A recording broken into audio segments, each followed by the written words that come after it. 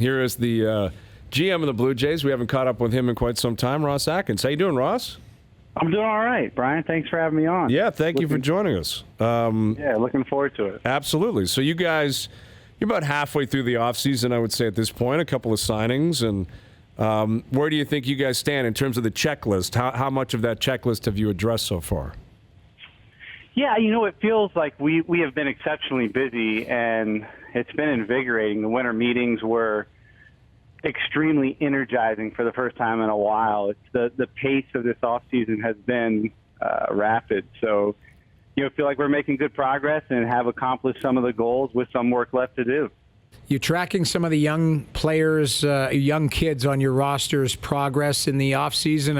Vladdy Jr. looks to be working pretty hard and looks to be lean and mean. Is it something that you've been tracking? Yeah, you know what? It's interesting. We have a daily WhatsApp chat that comes across, and with images of players working out, and players are pulling for one another, coaches are pulling for the players, and there's a lot of communication, a lot of good energy around it, and feel very good about where Vladdy is today.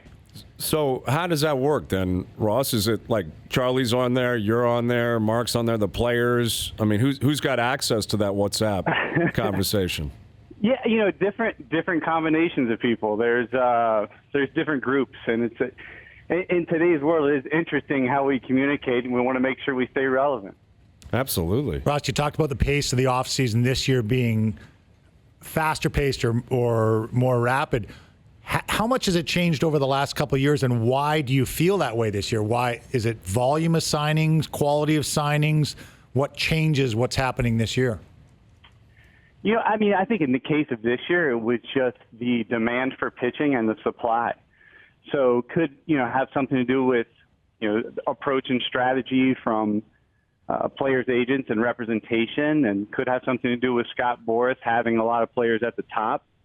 But I think the bulk of it comes down to the need for pitching. So it's better for everyone this way for sure.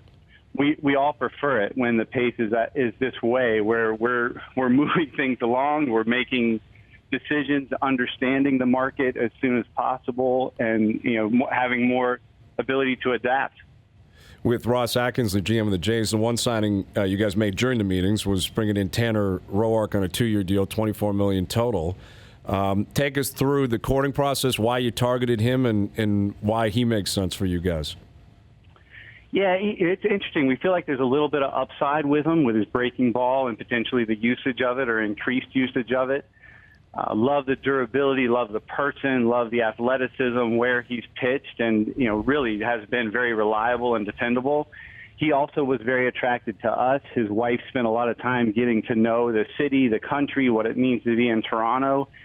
Spent a lot of time with people in our front office learning more about where we are as an organization, and it felt like a very, very good fit for us.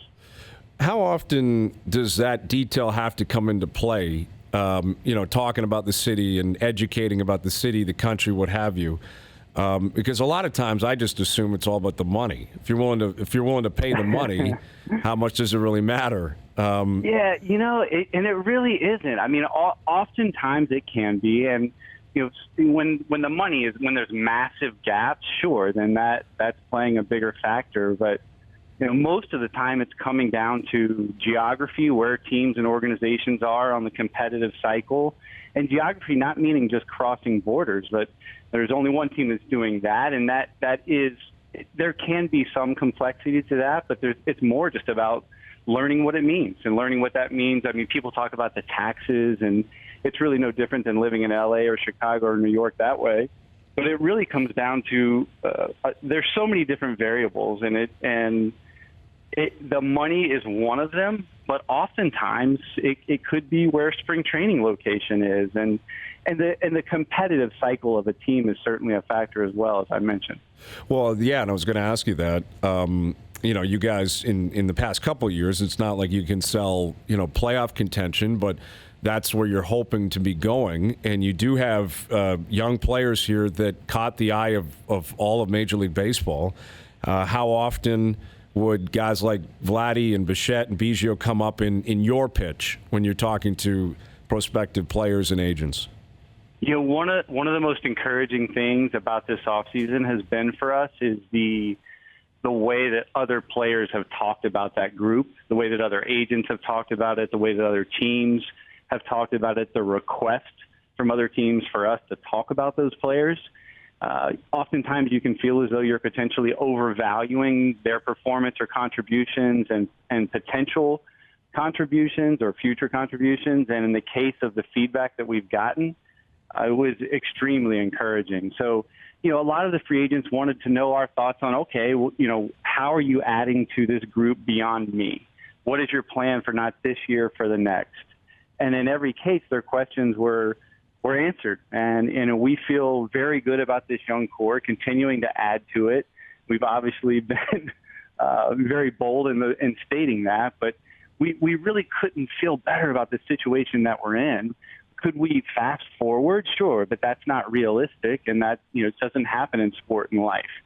So the importance of being patient and building around it the right way so that it truly is sustainable and not just hoping to be sustainable it takes some patience and it takes a plan. And the free agents and their representation that we've talked to have felt very good about it. And I think that has not been something that's worked against us. Now, having said that, there are teams that are in much, much more aggressive states of the competitive cycle. They're coming off 95 win seasons or whatever it may be.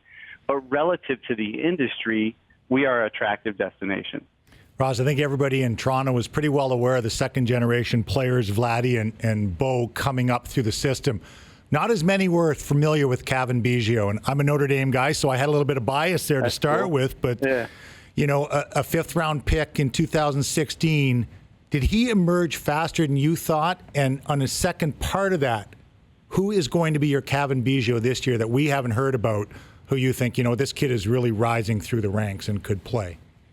Yeah, so, you know, on the first one, Cavan, did he arrive sooner?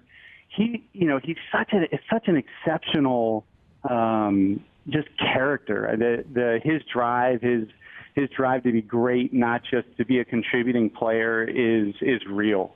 He is as competitive as any human I've been around, and Bo has it too, and Vladdy has it as well. They have it in slightly different ways, but Cavan is not a guy I would ever want to bet against. And putting a ceiling on someone like that, and people did. I mean, we should have drafted him sooner than we did. And, you know, we did not expect him to come up and be an above-average major league player, and he was.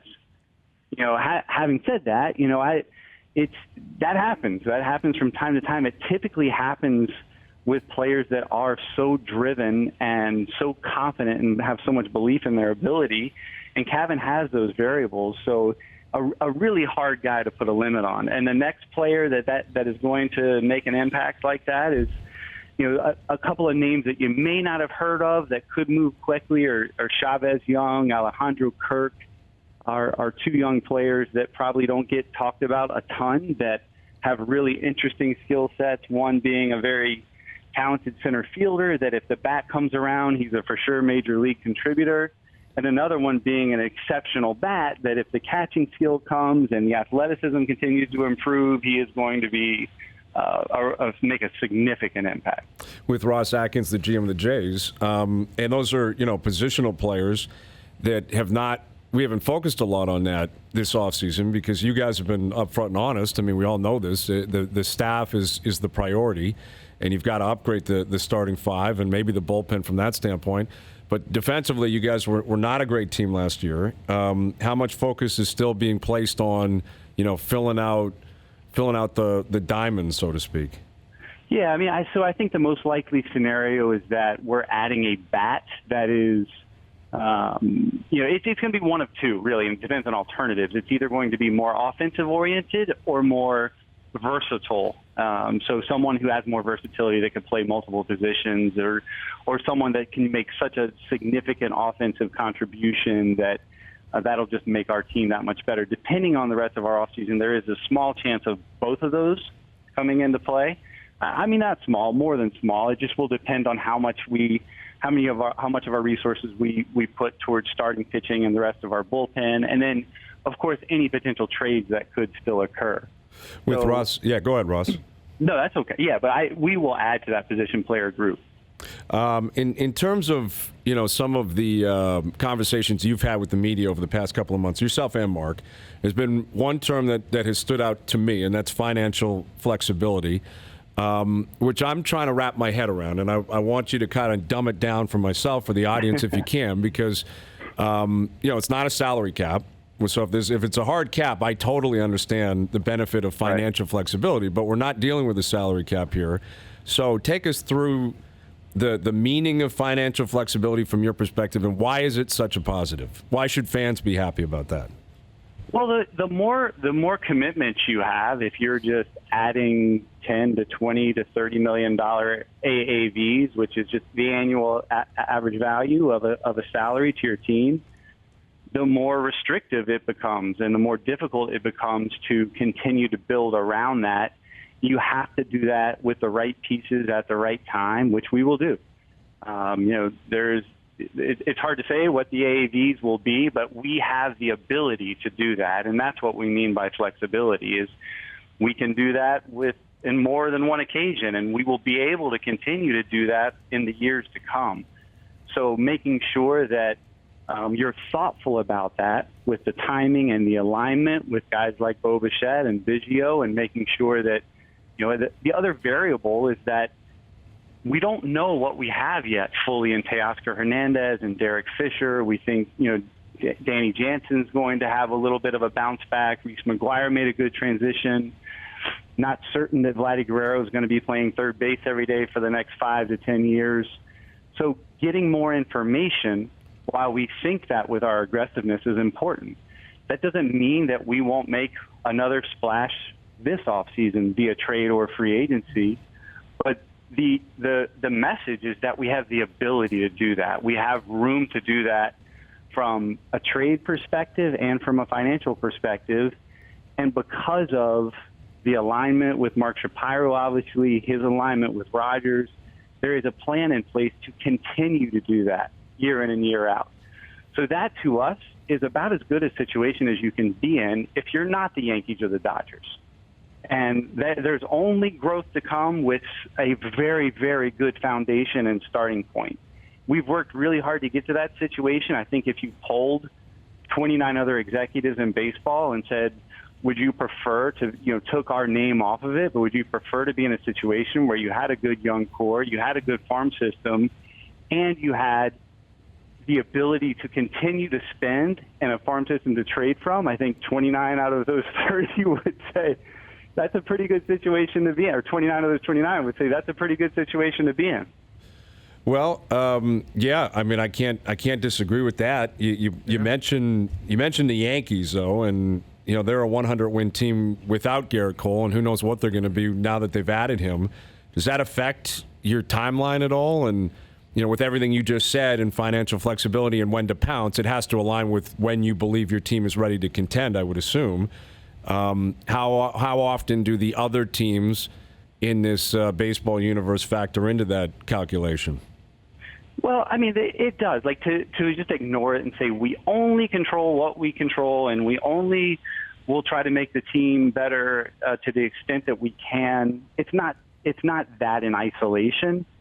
Having said that, there's not much we can do about the Yankees adding Garrett Cole, and there aren't a lot of other pieces like Garrett Cole. So once that occurs, you continue along your path with your plan. And we were actively talking to Scott Boras about those pieces that had such Anthony Rendon and Garrett Cole, which have such significant impacts to organizations. We can play in those markets. It doesn't mean that we will always get those players. And taking names off of it, we have the ability to now be in that arena, and that's a good place to be. You look at this young core and Vladdy being the lower end of it at 20 years old, and then a group being 24. When does the launch point, it's hard to quantify when the launch point is that you'll be making a major move. Is it tied to the age? Is it tied to years of service? Okay, so Vladdy is now 23 and we only get him for maybe 4 more years, or whatever that perfect world is. Where's that launch point? Oh, it's in the next couple of years, and it could be within the next one. Or so much of it is not age dependent. It's their performance and their transition. So obviously, Bo Bichette had a remarkable transition. Vladdy had a solid transition, but couldn't meet the expectations that were so exceptionally high. From a I think a global perspective, I think people were just expecting Vladdy to come in and have the best transition ever in baseball, and Bo Bichette did. Bo Bichette did have one of the best transitions I've ever seen. And Vladdy was still an average major league player at 20 years old. Kevin Biggio exceeded expectations. Lourdes Gurriel came into his own and is better than an average major league player. Wasn't as smooth for Jano. So now we need to have that transition we'll see what happens with Vladdy. We'll see what happens with Teoscar and Derek Fisher. And our pitching will start to transition. And we're to be in a situation now, having added Roark and added Chase Anderson to Shoemaker, Trent Thornton, Ryan Barucki, and there's a good group there that now the transition of TJ Zoik, Anthony Kay, Nate Pearson, the names that you guys have been hearing about, that there's a large group of them that will have impact, and we can be patient, not too patient. Obviously, we want to win. That's the thing. I think that maybe I can't say enough is that there is nothing more at the forefront of our focus than winning. There's nothing more. There's the only thing that we want to do is win, and it's just not as simple as deciding to do it. Well, you speak for everyone here. I mean, that's what people are hoping for as well. So we wish you nothing but luck throughout the rest of the off season, and I'm sure we'll do it again down the road. Always appreciate the time, Ross. All right, Brian, I got one question for you. Which question did Al's brother queue up for you? I think it was Noodle's question. Yeah. About the WhatsApp. Exactly. That was a really cool little detail Al's brother hooked us up with there. Yeah, I'll text you an image or two. Please do. Just make sure it's the most incriminating stuff so that we can really play on it. Thank you, Ross. All right, guys. Thanks for having me on.